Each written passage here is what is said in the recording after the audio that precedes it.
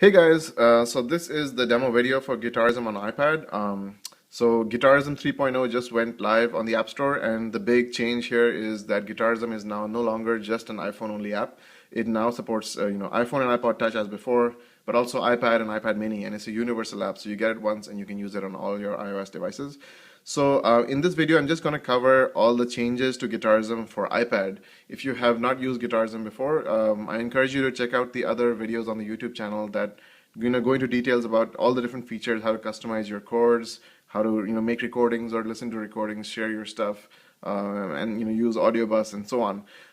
But for those who have used it before, so there's a bunch of changes here for iPad, and I want to go into each of those. So first off, let's just hit the play guitar, and if you've ever used guitarism before, again, you'll notice that the graphics are very, very different. And this is actually a new thing with 3.0. It's not just for iPad, but also iPhone and iPod Touch, is that there's brand new artwork. So I met this guy called Ryan Hemian on the Audiobus forums, and he's a very talented graphic artist among many other talents that he has, and he basically created these brand new graphics for guitarism, and they're just phenomenal. So I'm hoping to work with this guy for a very long time because he's very, very good at what he does. But so yeah, so brand new graphics on all the different devices. You can go back to the older graphics if you want, so you can switch between those themes. But yeah, this is really cool. So the layout, as you can see, is not very different from before. So strings are on the right hand side. Kind of strum them up and down. You can pick them individually. Chords on the left hand side, so you can go switch chords over here. Now on the iPhone version, the chords were laid out vertically, and it was designed to be played with your thumb, so you kind of move your left thumb to change chords and strum with your right thumb. Over here, it's designed for you to play with your left hand, so you can switch chords with multiple fingers like this. So right now I actually have three fingers, on screen at the same time, holding three different chords. And guitarism will remember the order of those fingers. So the most recent finger is the active chord, and when you lift that up, it goes back to the one before that, and then the one before that.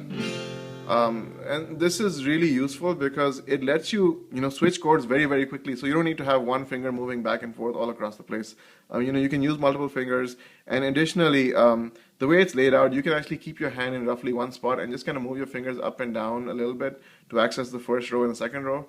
And basically kind of get access to all the chords without moving your hand, which is really cool. And, it makes it a lot more accurate and precise for you to play and switch, between all these chords very, very quickly.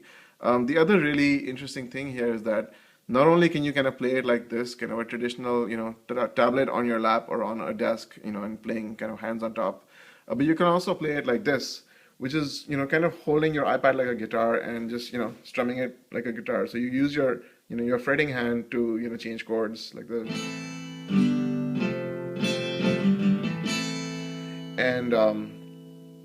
And I mean, it doesn't give you any different ability. Like you can play it like that or like that, you'll get the same effect. But I find this to be a lot more fun to play. As a guitarist, it lets me, it leverages all the muscle memory I've built up over the years. So I'm moving my hands and fingers in similar ways that I do on a real guitar.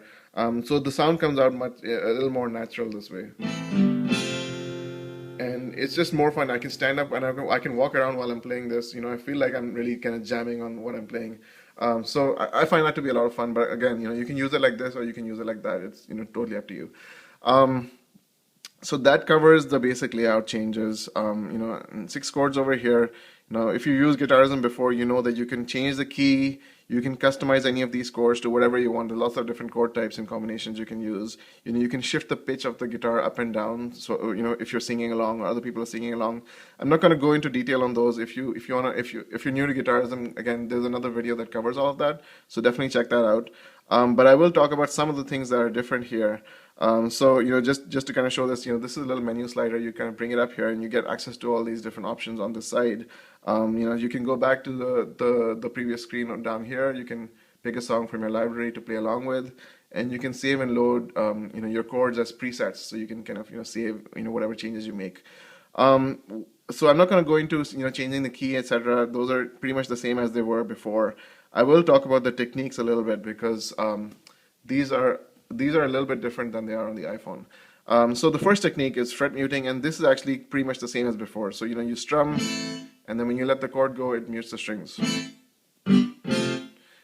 you know, it lets you create, you know, percussive effects. So you can strum while it's muted and you get that sound.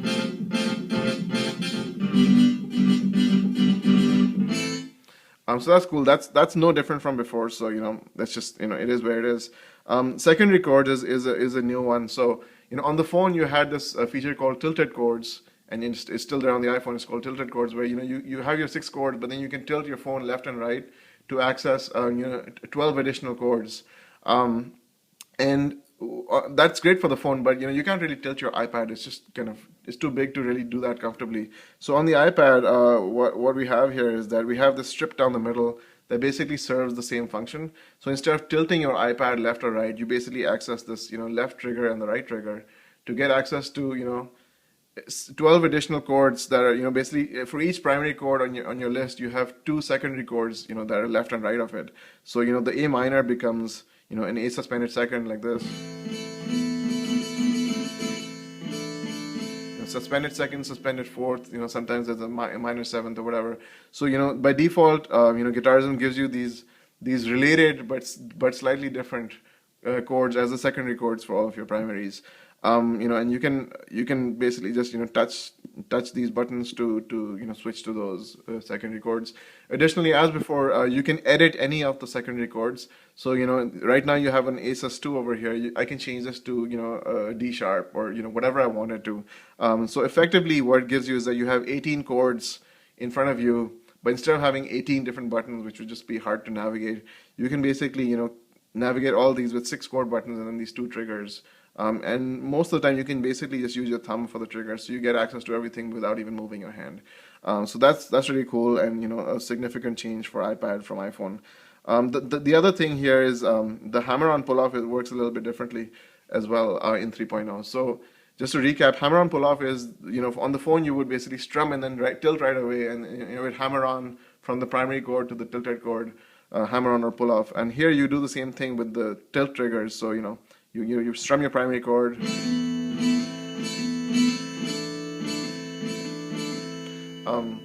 so you know, you strum and then you hit the trigger or you release the trigger, and then it'll hammer on or pull off to that secondary chord, or you know, the adjacent chord. But in addition to that, you can also hammer on or pull off to adjacent chords over here. And you know, it's kind of like this, where if you're playing an F,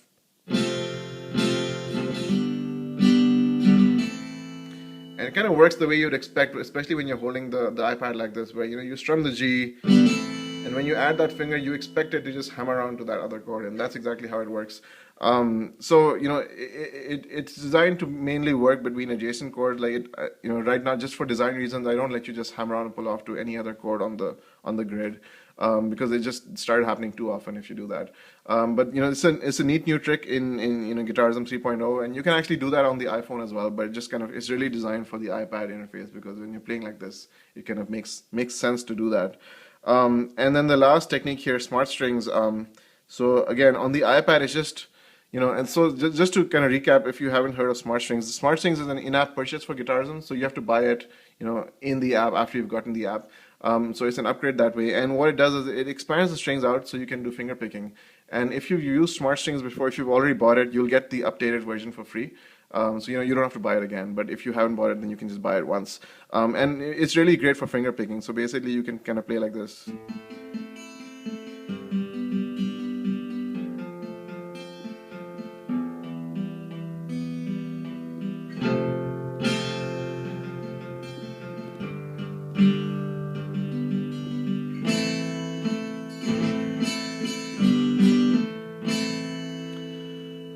So as you'll notice, the strings are nice and, you know, spaced out, so it makes it really easy to do finger picking, and you know, it supports multiple fingers on, you know, when you're strumming and picking. And you know, if you get your hand on the right spot, you can actually finger pick across these strings without even looking at the screen, which is really cool.